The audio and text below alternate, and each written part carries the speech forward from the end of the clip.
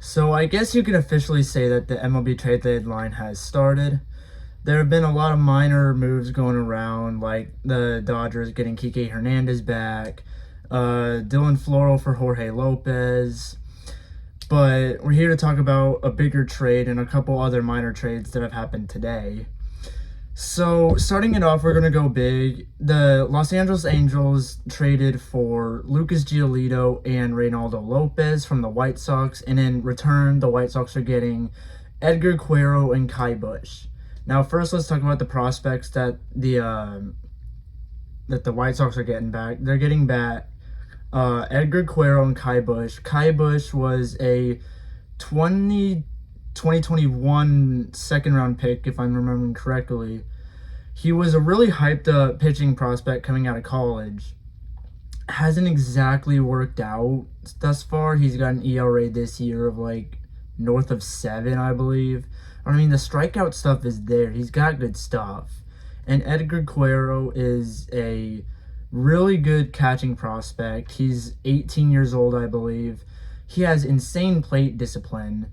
Before getting moved up to, I believe it was AA, he was putting up some good power numbers. I mean, ever since he's gotten called up, though, the power has kind of dropped a little bit. He's got like 3 homers in 40 games, but the plate discipline is still there.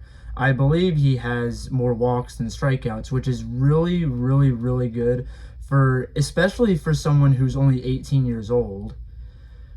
And I feel like the White Sox did get a pretty good haul back here for what they traded away.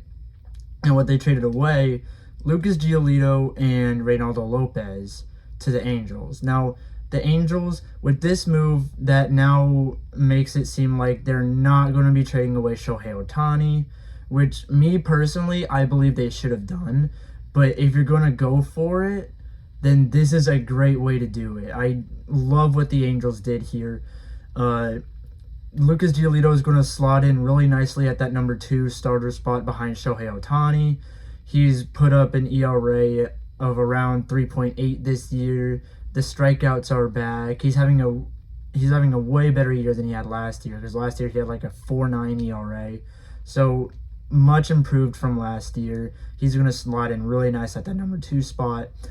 And Reynaldo Lopez was a starter transformed reliever, and he this year in his relieving spot or closer spot, I'm not completely sure which one it's been, he's been really solid. The strikeout numbers are way up, the ERA is way down from his career norms.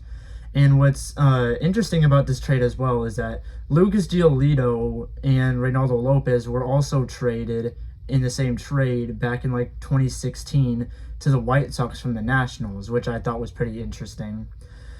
But going back to what the Angels got, I really love this trade by the Angels. If they're going to go for it, this is a great way to do it. I really love the aggressiveness here by Artie Moreno.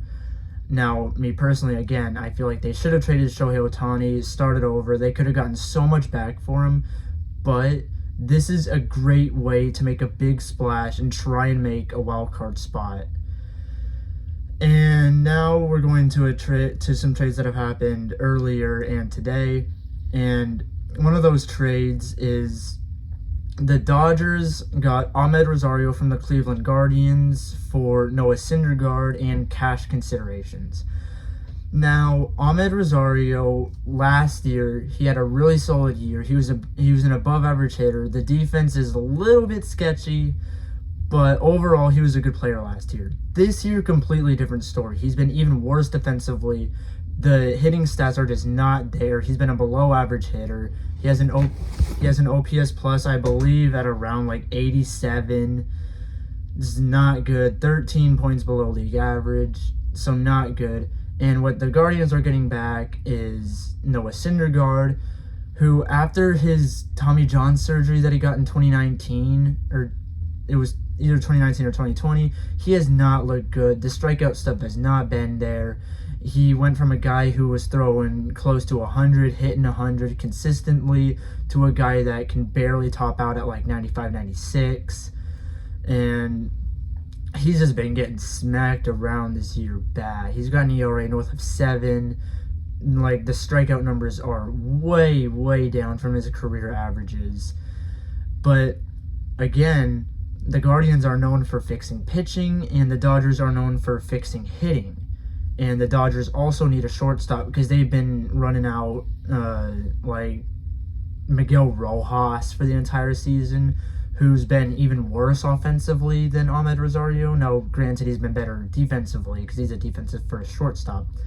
But when I look at a player, I look at what they put in more offensively than defensively, and Miguel Rojas has been significantly worse offensively than Ahmed Rosario. And again, Dodgers are known for fixing hitting. So I feel like this could be either a trade that means nothing for either side or a trade that could work out fairly well for both sides. Another trade that happened today, the Astros, my team, they traded for Kendall Graveman just like they did back in 2021. And in exchange, the White Sox got Corey Lee, who's the Astros' number 5 prospect in their system. One of the catchers in the minors that I'm higher on. But again, looking back on it, the Astros don't exactly need Corey Lee right now because they're running out Yainer Diaz and Martin Maldonado. So there's been 2 catchers blocking him from the majors anyway. So the Astros didn't exactly need him, so he was expendable. And the Astros, I do think that they needed a little bit of bullpen help, like an arm, because Rafael Montero, he has regressed significantly from last year. He had an ERA that was hovering around like 2.3, 2.2 last year. One of the better relievers in baseball statistically last year. This year he's put up an ERA like north of 6, north of 7. The strikeouts are still there. I feel like there is a good pitcher in there somewhere, but he's just not had it this year. Kendall Graveman he's been putting up some okay numbers this year.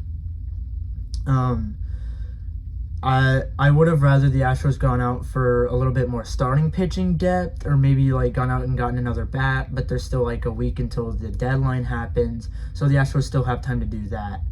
Now, what the White Sox got in Corey Lee, one of the catching prospects that I'm higher on in all of baseball. I really like what Corey Lee has. He's great defensively. He's got a lot of pop in that bat. And he did get a little bit of an MLB sample size last year with the Astros. Did not perform well. It was about like 20-ish, 25-ish games. So very small sample size. Wasn't great. Did not hit a homer. But he did have his moments. I do like him as a catcher. It does look like the White Sox got the catcher of the future in this trade, and the Astros got some bullpen help. So I feel like this could work out for both sides in the long run. And another trade is the Brewers got Carlos Santana from the Pirates for Johnny Severino. Johnny Severino is an 18-year-old minor leaguer that the Brewers sent over to the Pirates in this trade. I have not really done much looking into on Johnny Severino, but from what I've heard from other people, he's an 18-year-old that, what I've heard, he's been in high A for like 12, 15 games, has 4 homers, so it looks like he's got a little bit of pop in that bat. And I feel like once he gets older and matures a little bit more, Pirates call him up, he could be maybe a 5-tool athlete because he's very fast and he's got a good glove. So I feel like the Pirates did get a good return here for Carlos Santana.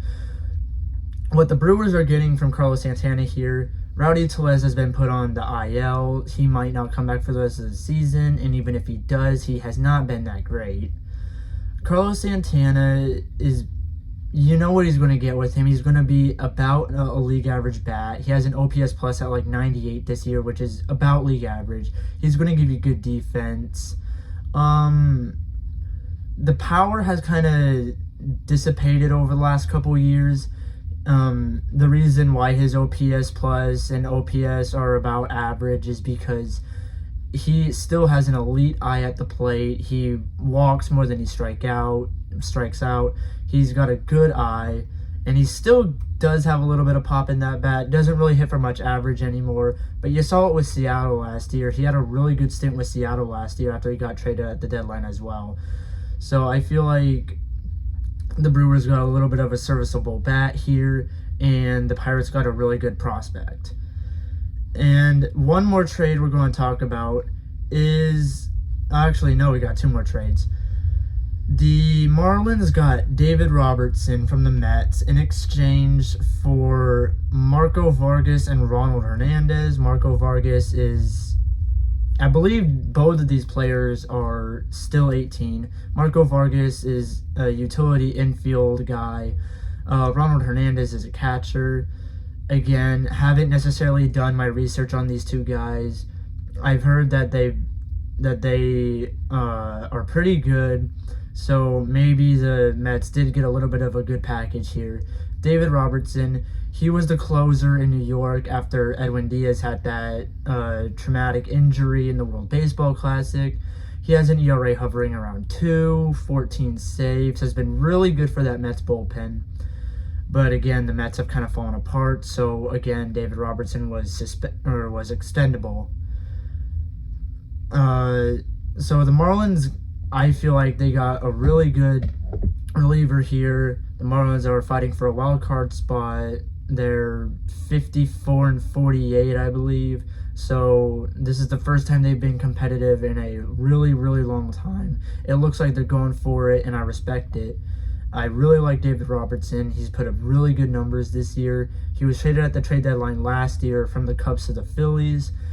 I feel like this move could really work out for the Marlins. I don't really feel like they gave up too much in this trade, so I'd say depending on how he plays, this could be a win.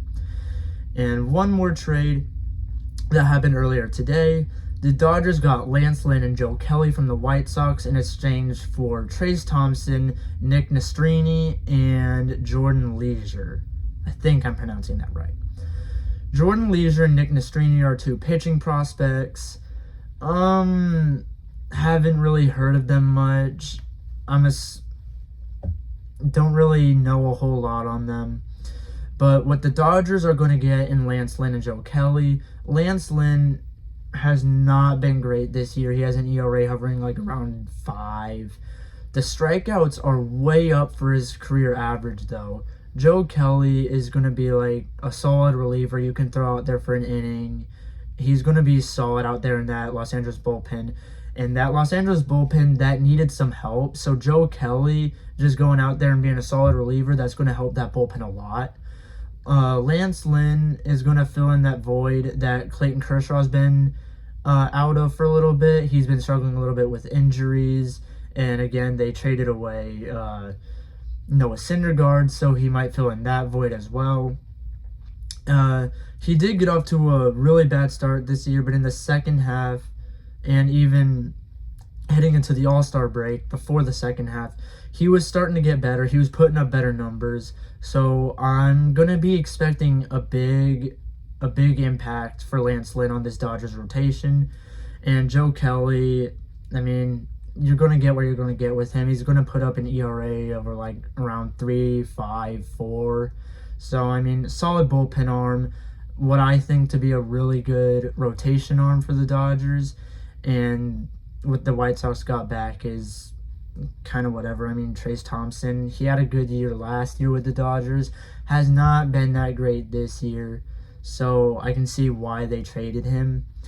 But, again, I feel like right now the Dodgers have won this trade, even though I haven't seen anything about what Nick Nastrini and Jordan Leisure could be. But I think it's a good trade for the Dodgers. But anyway, that's going to do it. I hope you enjoyed me talking about those trades. And we might get some more trades. There have been Nolan Arenado rumors. There have been Paul Goldschmidt rumors. There have been possibly Justin Verlander, Max Scherzer rumors. So I'm looking forward to making videos on those trades if they do happen. And I'll see you in the next one. Peace.